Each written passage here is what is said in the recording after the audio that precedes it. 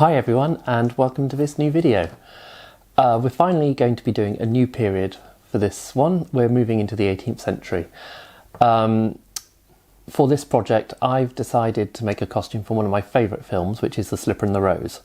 It's a film that is very special to me because it's one of the first things that I can ever remember watching on television when I was very young, and also because the designer of the film, Julie Harris, was a friend of mine later on in life and before she passed away. So I've always wanted to do something from this film, but I've always been a bit hesitant that I wouldn't be able to do her work justice. This dress is worn by one of the Queen's ladies in waiting in the film, so it only gets a very quick shot if you're looking for it in the movie. So let's get on to making the dress, and I'll see you at the end with the finished costume. I start by cutting out the lining and taffeta for the underskirt. I then sew the panels together, but leave the centre back seam open. I also sew the hem up at this point.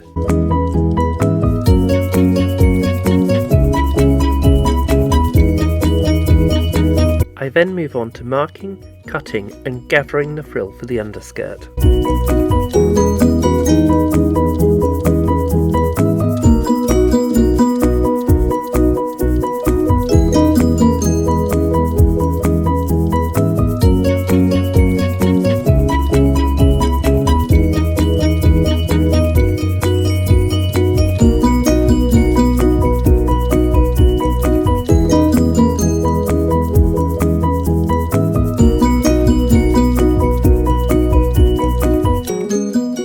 I then level and pleat the waist of the underskirt from the top. Once this is done, I sew it onto the waistband.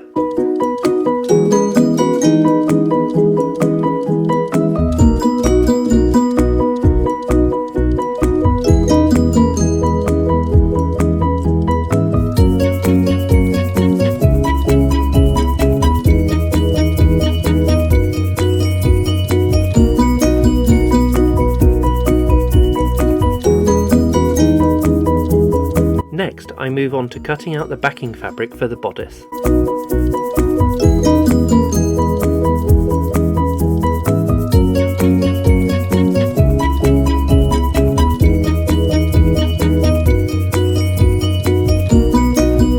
I then sew up the centre back seam in the bodice backing fabric.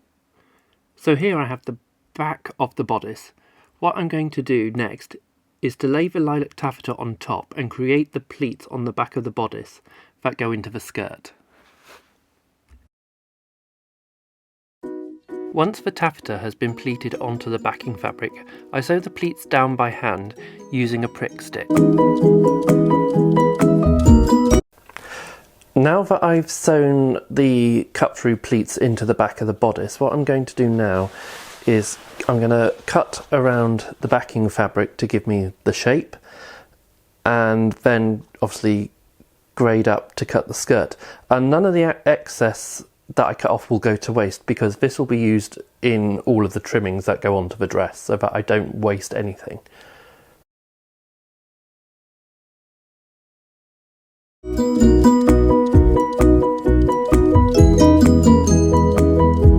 I sew the boning channels to the front of the bodice and cut out the bodice fronts in the taffeta.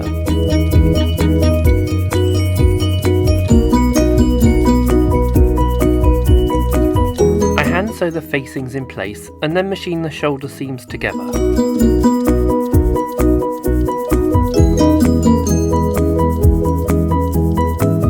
I finish off the neckline with bias binding and then sew the side seams of the bodice together.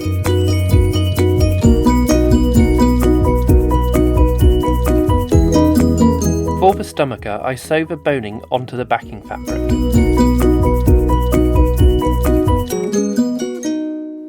Now that all the boning is sewn onto the backing fabric, I then use a layer of calico as an interlining layer, and then on top of that goes the lilac taffeta. I'll bias bind around the top and the bottom of the stomacher. And here's the stomacher ready now for trimming. I hand sew on the lace and trim.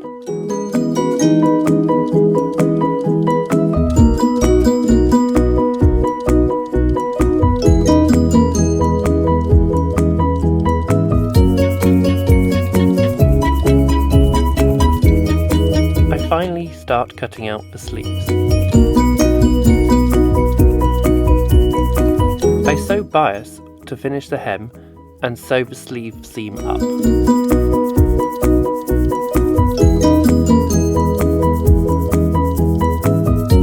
I mark and cut out the sleeve frills and attach the ruche trim to the edge.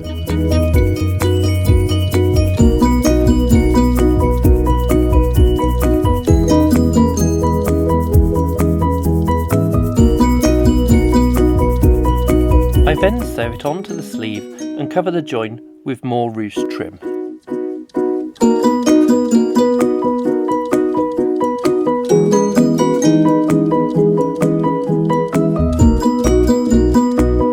Next I move on to cutting out the organza sleeve frills. I put a line of straight stitching near the hem.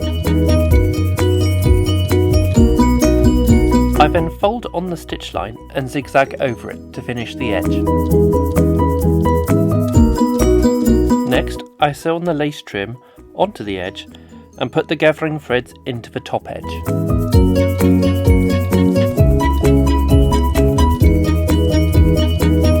One of the last things to do is to pleat and sew the overskirt onto the bodice.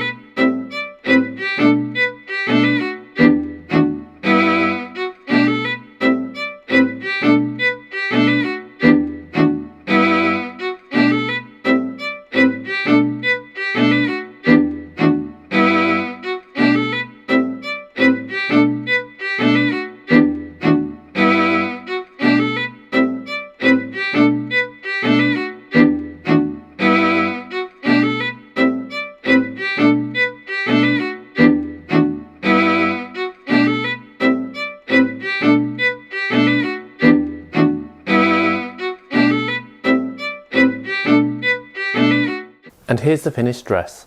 I think she's turned out really well and I'm very happy with it.